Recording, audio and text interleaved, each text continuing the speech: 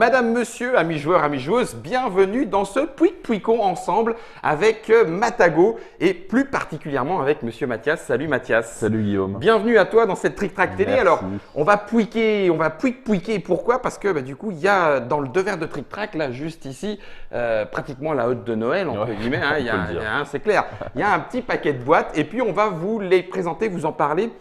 Alors, ce sont des boîtes un peu particulières puisqu'en fait, il s'agit de localisation. Tout à fait. Et puis, pour aller directement vif du sujet, de localisation de chez Pegasus. Voilà, c'est-à-dire que Matagot a un partenariat depuis très longtemps avec Pegasus et les localisations que fait Matagot, donc les jeux qui sont traduits en français, pour expliquer un peu la localisation, ne sont pas que des localisations qui viennent de Pegasus, mais beaucoup en font partie. D'accord. Et ça couvre un large public, comme on va le voir. On va le voir directement.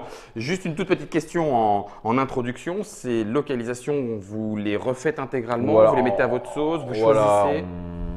Ça dépend des projets. D'accord. Voilà, il y a des choses, il y a énormément de traductions pures du texte, etc. Et on garde la boîte. On garde la boîte, enfin on garde en tout cas les visuels, etc. Chez Matagot, on a refait récemment nos boîtes avec les tranches de couleurs, voilà. Donc ça, on a pu l'appliquer, on l'applique systématiquement, sauf pour la gamme enfant, effectivement, qui est un peu différente. D'accord. Mais que là, on est en train on va dire, de réfléchir de ce qu'on veut en faire au-delà de la localisation. Donc de faire aussi du jeu enfant qui ne serait pas de la localisation venant de Pegasus ou autre.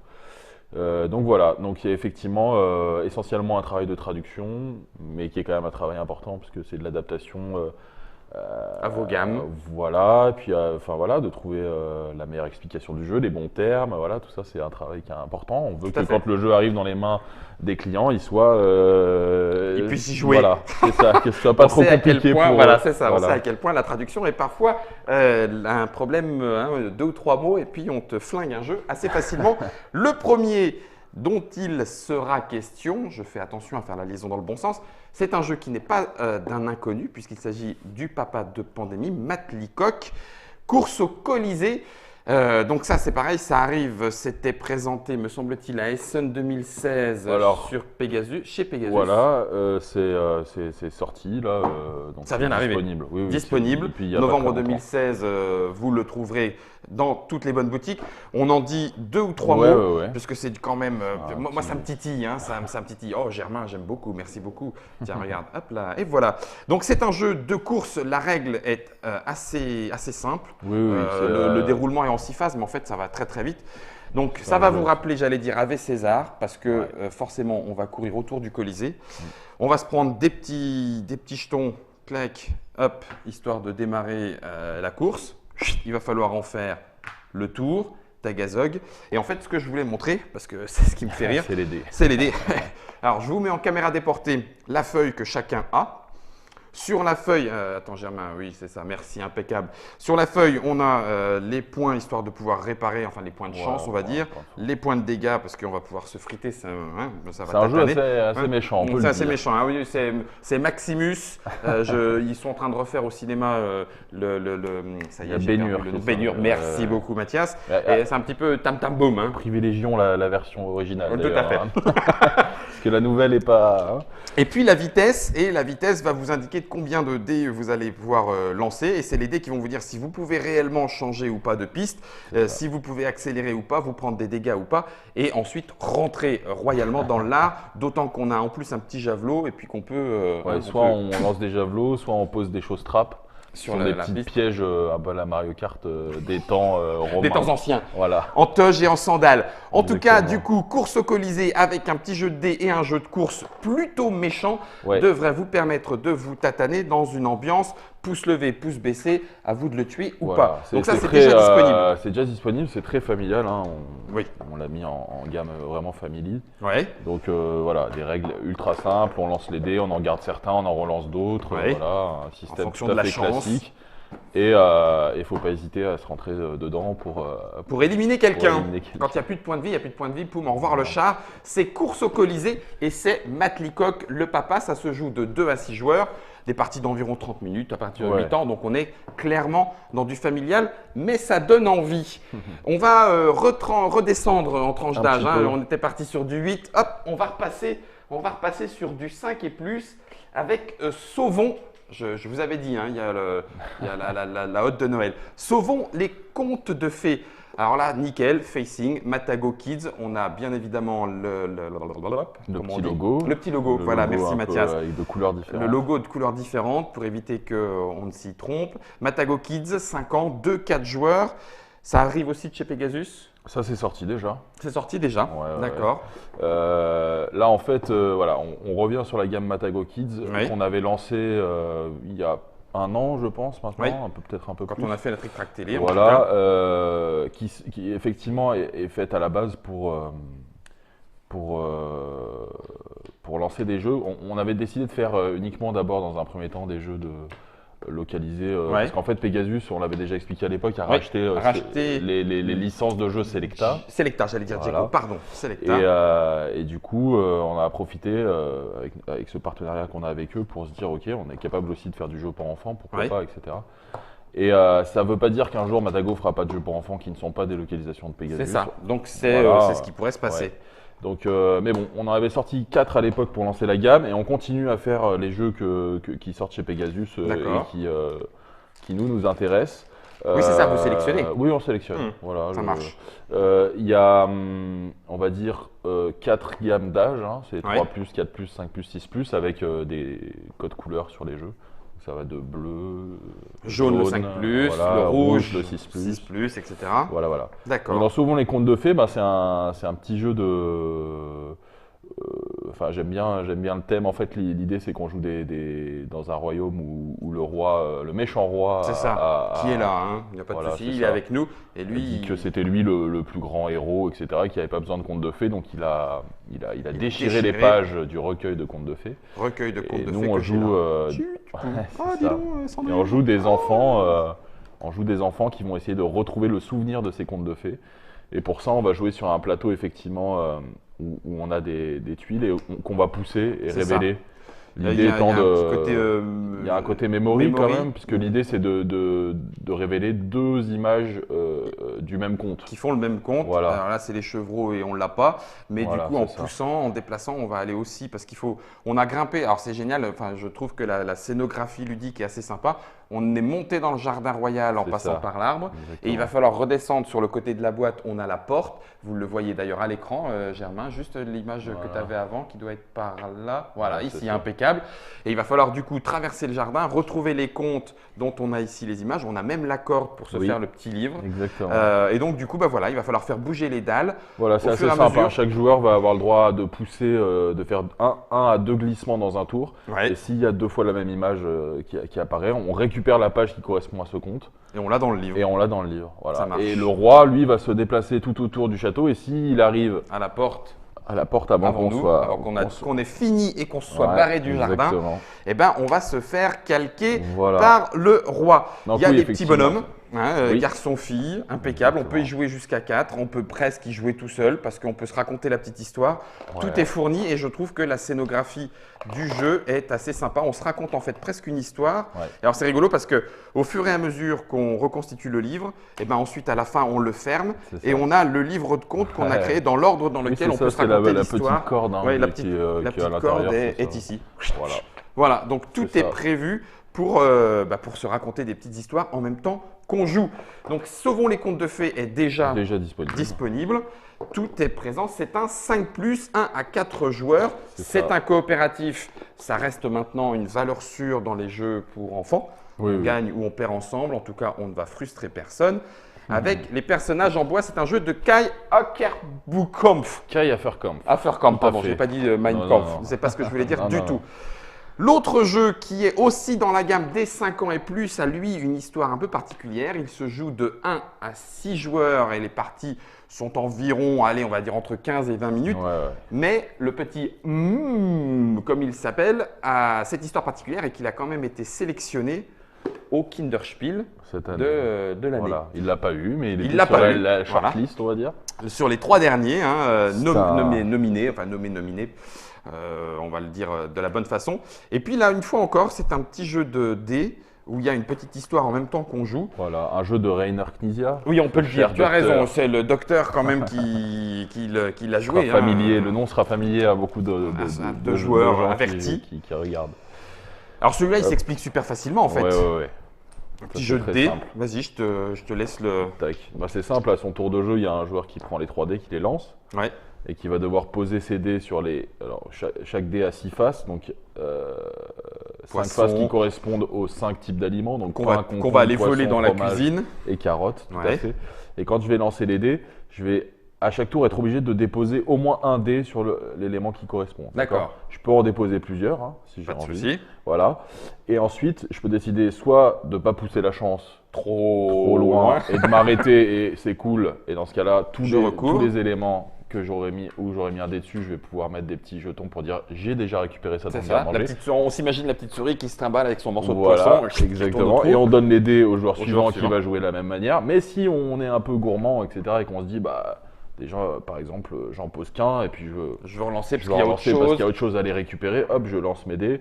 Et il est possible, malheureusement, qu'on se retrouve dans deux situations. Soit il n'y a plus, on fait un symbole qui est d'éléments qui sont déjà recouverts. Et oui, on ne peut plus poser cette phase. Parce que je rappelle, on est obligé de poser au moins un dé à tous les tours où on lance. Ouais, on peut s'arrêter quand on veut, mais si on relance les dés, on est obligé d'en poser un. Encore. Ouais. Exactement. Et si on fait une croix rouge, ça va nulle part.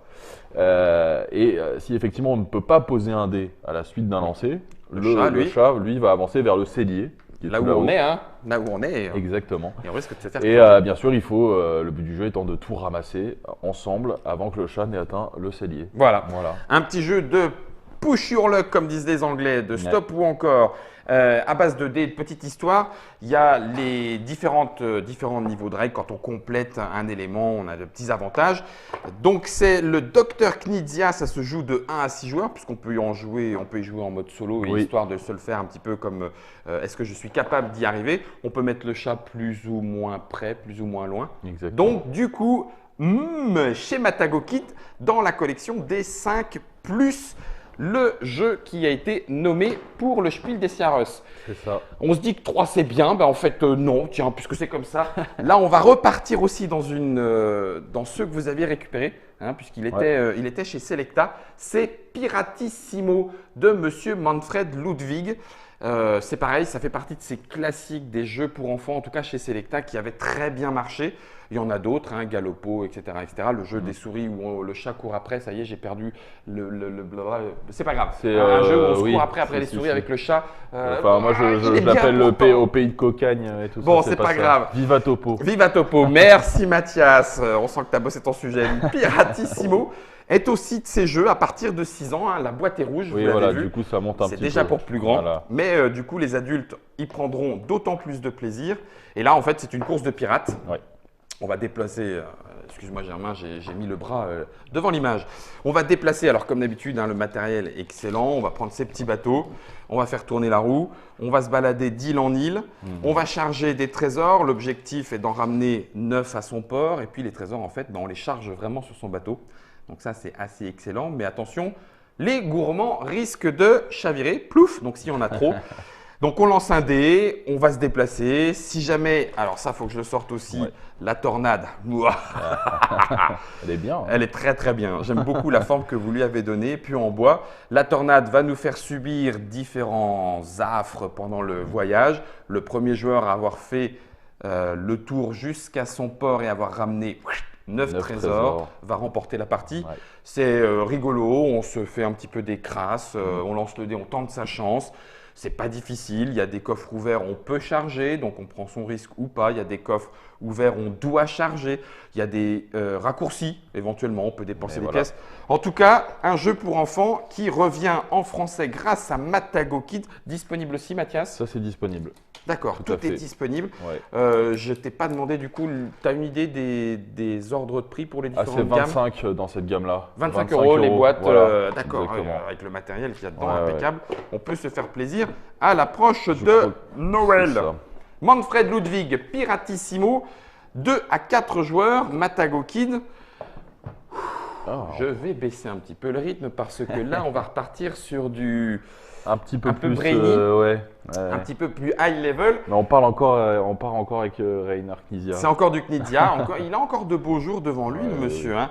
Mais là, au moins, il n'a pas cherché à cacher le truc. Il présente ça, Brains, et ce sont des casse-têtes. Oui. Voilà, c'est la chose dans laquelle il excelle, à nous tordre les neurones. Juste, Mathias, je vais te demander un petit retour en arrière aussi, parce que Brains, on en a déjà vu ou pas peut-être des boîtes, mais pas du tout le même facing. Alors, du coup, c'est des Brains, pagodes. on peut dire que voilà, c'est une licence.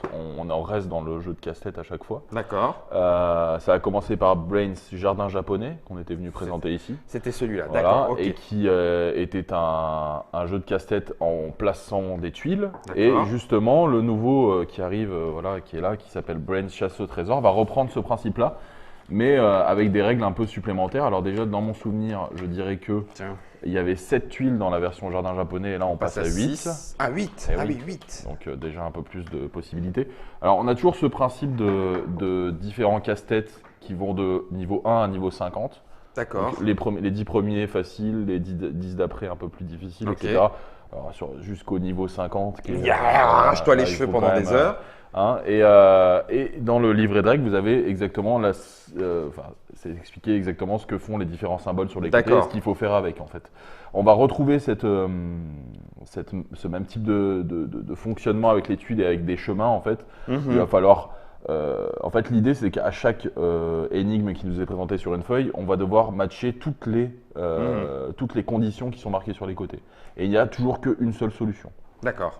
D'accord. Donc, quand il va s'agir d'être des symboles, il va falloir rejoindre ces deux symboles. Par exemple, là, les 2 encres, il va falloir les rejoindre avec un chemin.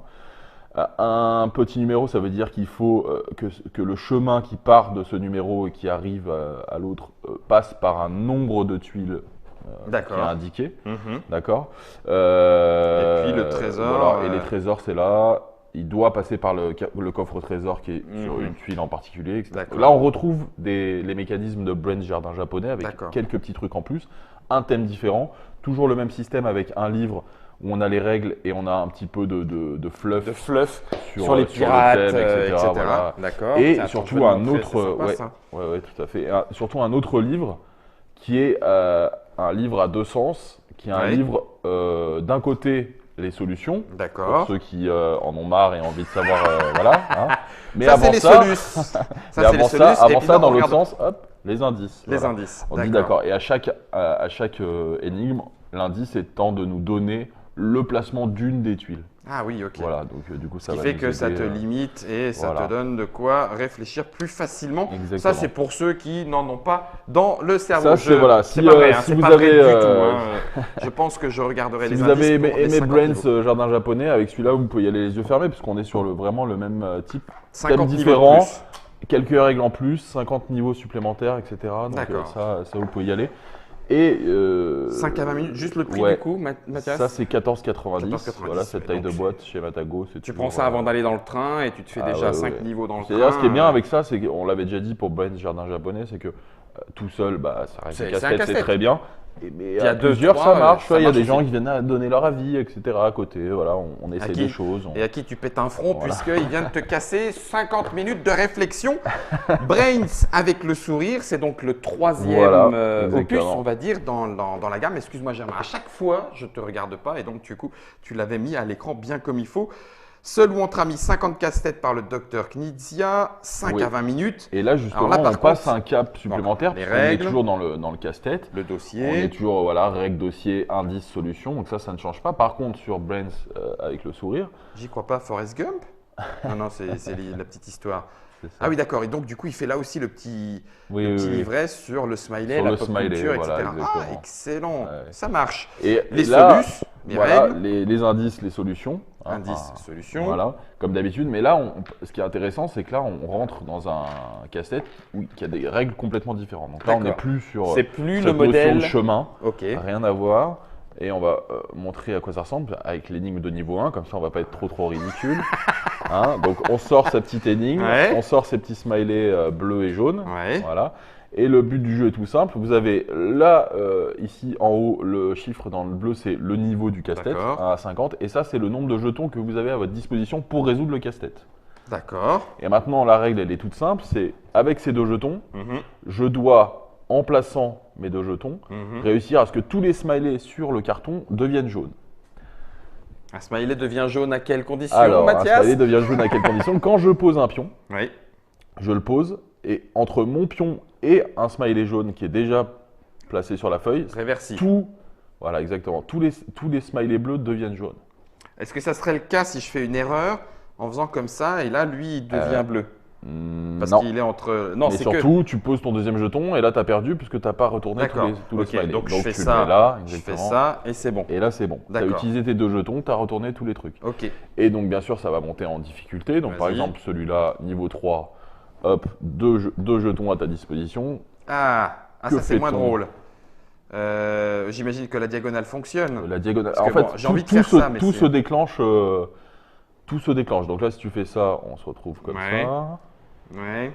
Ouais, sauf que là, je n'ai plus qu'un seul jeton. Alors oui, ça marche. Pardon, ça marche aussi. Ça marche en diagonale et ça marche aussi avec. Avec les jetons qu'on a posés aussi. Oui, donc là, forcément, je le mets ici. Et puis la diagonale, jeton heureux. Ah non, mince. Ah non, c'est pas le bon. La diagonale, jeton heureux, la diagonale, jeton heureux, et la diagonale. Oh, j'ai fait le 1 et j'ai fait le 3. Bon, finalement, ça permet de voir ce qu'il en est. Dernière chose. Vas-y. De temps en temps. Ah, punaise. Ah oui, c'est moins rigolo là. De temps en temps, quand on monte en gamme, il y a des smileys rouges qui apparaissent. Et les smileys rouges, c'est juste que ça met beaucoup plus de temps à devenir des smileys jaunes. Donc ça devient bleu. Bleu d'abord. Ah la vache. Et ensuite jaune.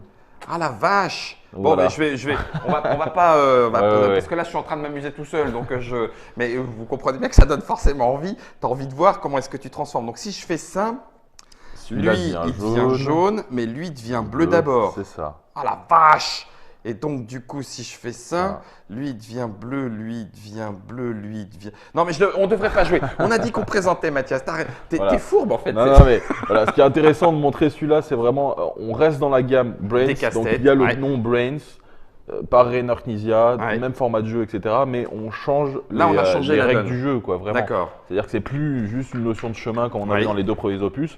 On change le mécanisme de base. Oui, donc le message est clair. Si vous avez apprécié le style et les casse-têtes type chemin, il y en a un deuxième avec des éléments nouveaux. Et puis là, on a quand même carrément quelque chose de différent. Et ça va continuer comme ça, c'est-à-dire que je sais qu'il y en a d'autres en préparation. D'accord. Et la gamme est faite pour avoir une multitude de casse-têtes différents, tant dans le thème que dans le mécanisme. Que dans la façon de faire. Voilà. Donc ça vous fait votre gamme, entre guillemets, de jeux casse-tête, de jeux de logique en fonction de la façon dont on l'aborde.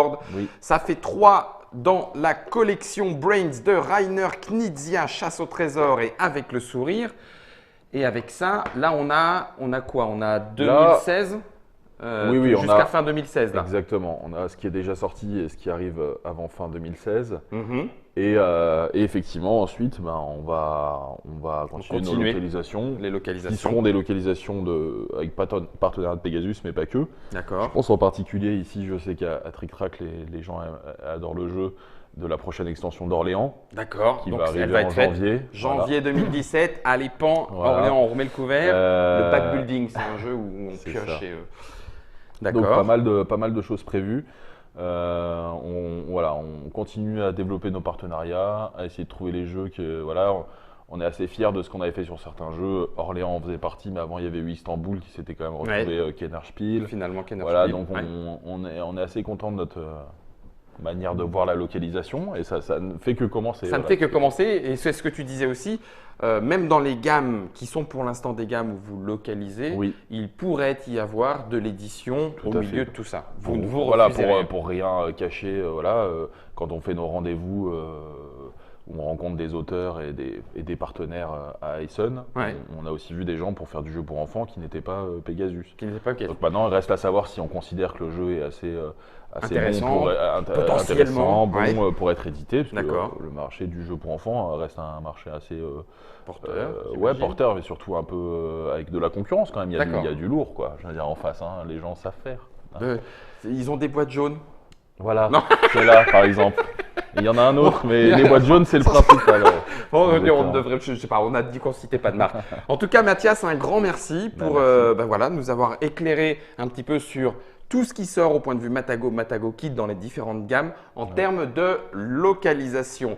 En termes d'édition, on se retrouvera avec Mathias pour d'autres jeux, d'autres émissions. Tu reviens quand tu veux. Moi, j'ai toujours aussi autant plaisir à t'accueillir. Merci. Hein, ça me fait plaisir aussi. On va se faire des bisous. On va se faire des bisous, mais hors caméra. Si vous avez été intéressé, en tout cas, quoi qu'il en soit, merci de nous avoir suivis. Avec toutes ces boîtes, c'est presque Noël, mais pas encore. Alors à vous de jouer. Ciao!